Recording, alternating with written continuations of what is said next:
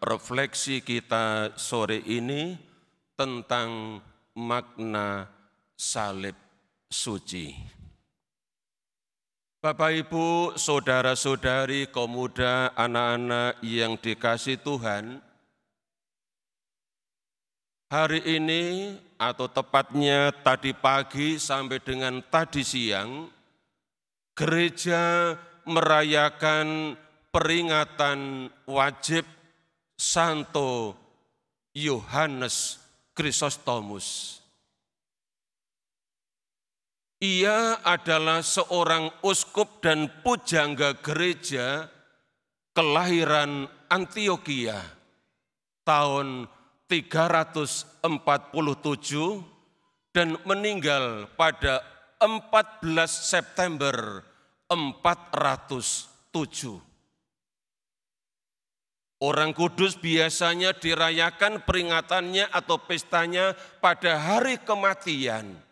Namun karena Santo Yohanes Chrysostomus itu meninggal pada 14 September, sementara tanggal 14 September selalu dirayakan pesta salib suci atau pesta pemuliaan salib suci, maka peringatannya dimajukan ke setiap tanggal 13 September. Orang kudus dari Antiokhia ini pernah memberi nasihat kepada jemaat di keuskupannya begini: tandailah dirimu dengan salib suci. Nasihat ini Bapak, Ibu, saudara-saudari sudah kita hidupi, sudah kita hayati, sudah kita lakukan setiap kali kita memulai doa dan mengakhiri doa. Juga setiap kali kita mengawali perayaan Ekaristi atau mengakhiri perayaan Ekaristi atau perayaan-perayaan lain, kita selalu menandai diri dengan salib suci. Kita selalu menandai dengan membuat tanda salib. Salib suci. Dengan mengatakan dalam nama Bapa dan Putra dan Roh Kudus.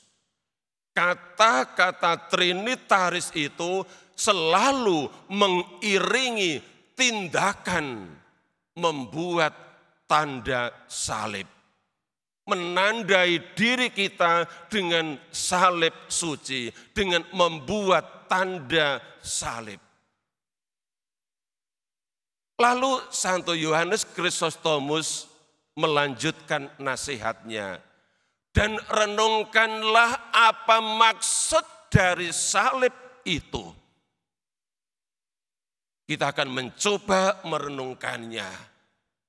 Yang pertama, salib suci itu menandai diri kita sebagai pribadi yang diberkati.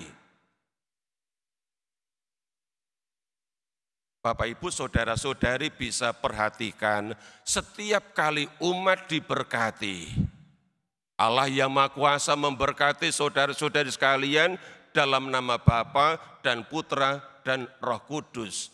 Amin.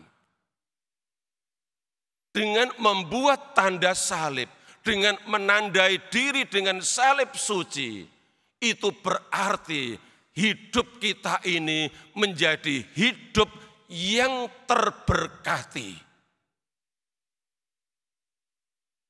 Dan hidup yang demikian ini yang perlu kita sadari, bahwa setiap hari, setiap kali hidup kita ini adalah hidup yang ditandai dengan berkat. Lebih-lebih ketika kita membuat tanda salib. Ketika putra-putri Bapak Ibu pergi ke sekolah atau berangkat kerja, ada yang punya kebiasaan anak berangkat kemudian diberi tanda salib di dahinya. Tanda memberkati. Dan anak ini ada dalam terberkati. Berangkat sekolah atau berangkat bekerja sebagai yang terberkati. Maka salib suci selalu mengingatkan kita bahwa hidup kita ini adalah hidup yang terberkati. Berkatnya sungguh-sungguh nyata, tidak abstrak. Karena tangan kita ini digerakkan dengan penuh kesadaran. Menandai dahi, dada, dan bahu dengan salib. Dan salib inilah yang memberkati setiap kita, setiap hari, setiap saat.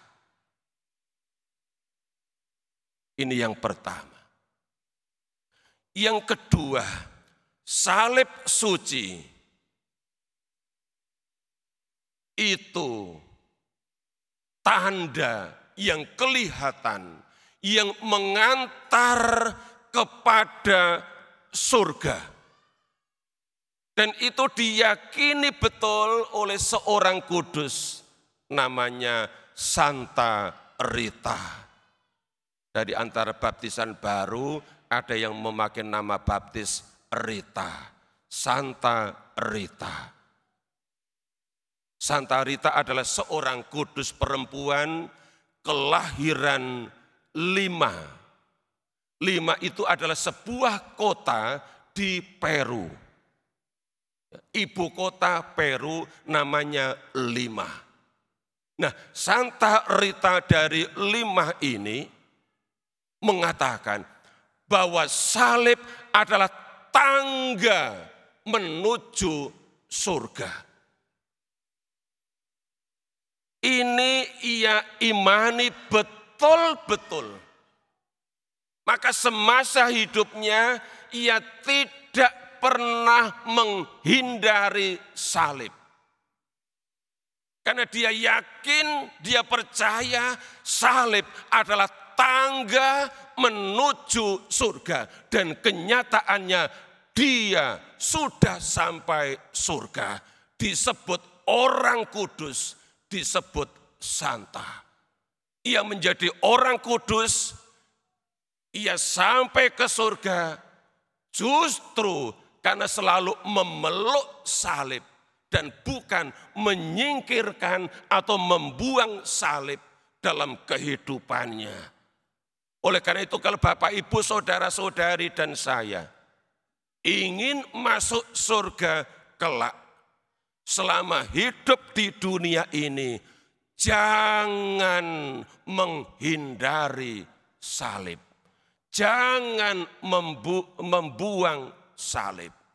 Karena Yesus sendiri dalam Injil Lukas bab 9, kalau tidak keliru di ayat 27 atau berapa, mengatakan, barang siapa mau mengikuti aku, ia harus memikul salibnya setiap hari dan mengikut aku.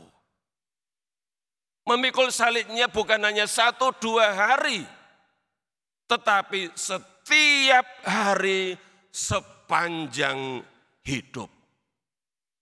Dan itu yang dihidupi, dihayati oleh Santa Rita, sehingga ia menyampaikan kata-kata iman itu dan menjadi ajaran bagi gereja bahwa salib adalah tangga menuju surga.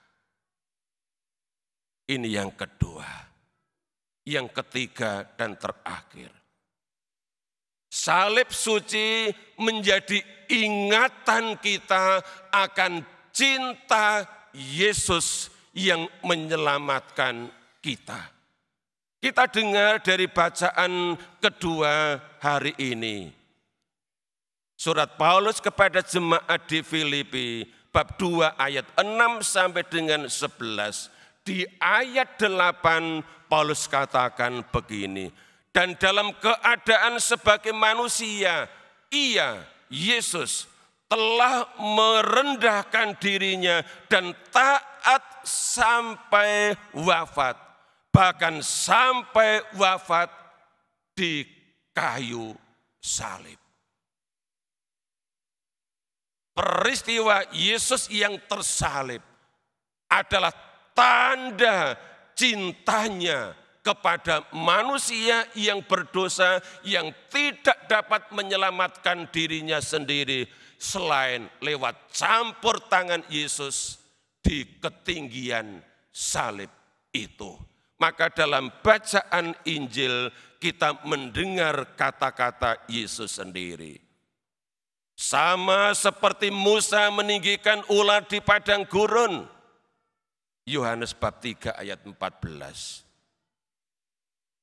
Demikian juga Putra Manusia harus ditinggikan, supaya setiap orang yang percaya kepadanya beroleh hidup yang kekal. Dan inilah misi Yesus datang ke dunia untuk menyelamatkan dunia, menyelamatkan kita, setiap orang yang tinggal di bumi ini. Maka di ayat terakhir, ayat 17, Yohanes bab 3 tadi, Yesus katakan, sebab Allah mengutus putranya ke dalam dunia bukan untuk menghakimi dunia, melainkan supaya dunia diselamatkan melalui Dia,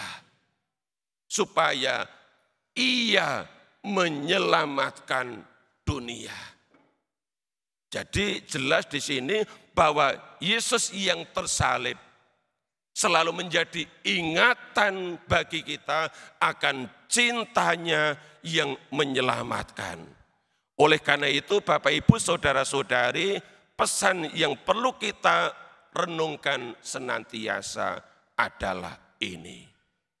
Pertama, jangan hindari salib.